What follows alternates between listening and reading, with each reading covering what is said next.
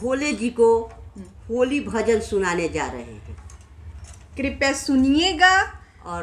लाइक कीजिएगा और पसंद आए तो बताइएगा कमेंट में कि आपको हमारा ये भजन कैसा लगा,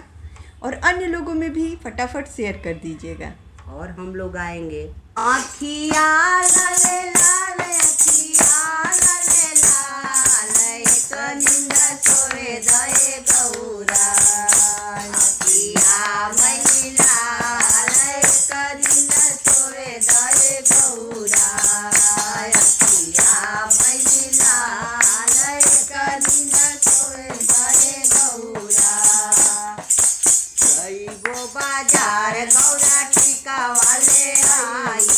जइबो बाजार गौरा टीका वाले आई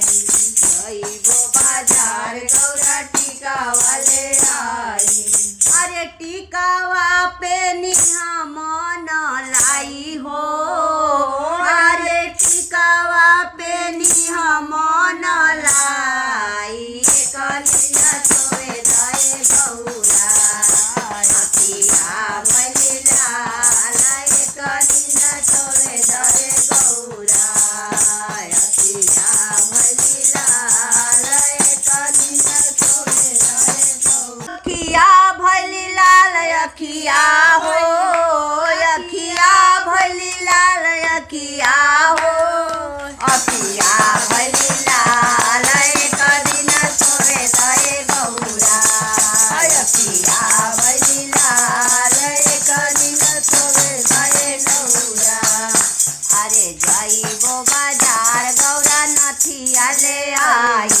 जइबो बाजार गौरा नथिया ले आई अरे नथिया पे निया मन लाई हो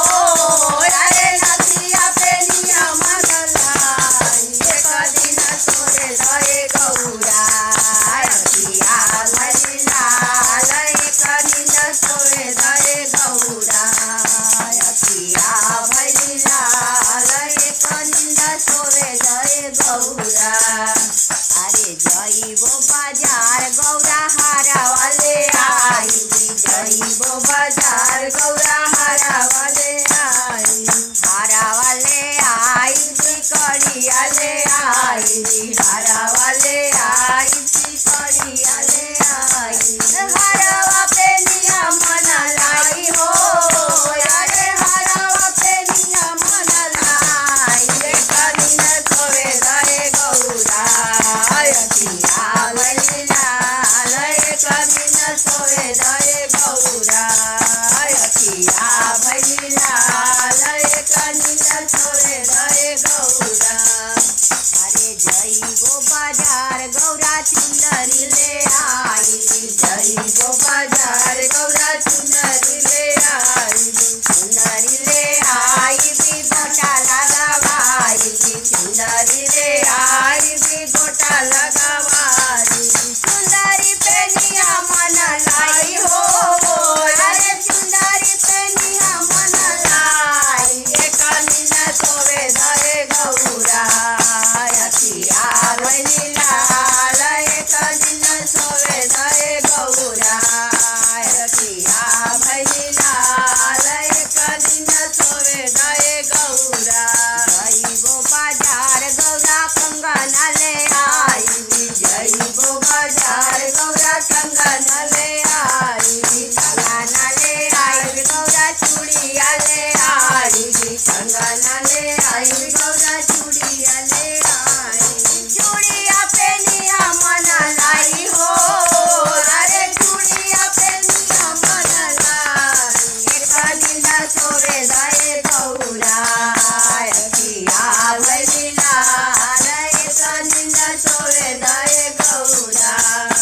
अखिया मैली लाल एक निंदा सोए दए गौरा अरे जइबो बाजार गौरा पायल ले आई जइबो बाजार गौरा पायल ले आई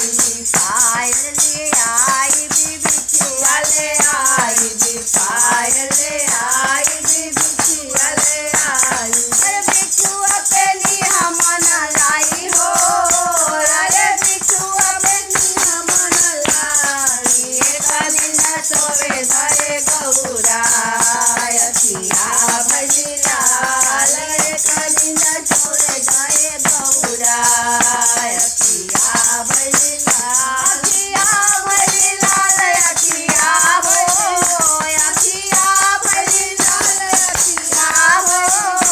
अखिया भइल लाल कलिंद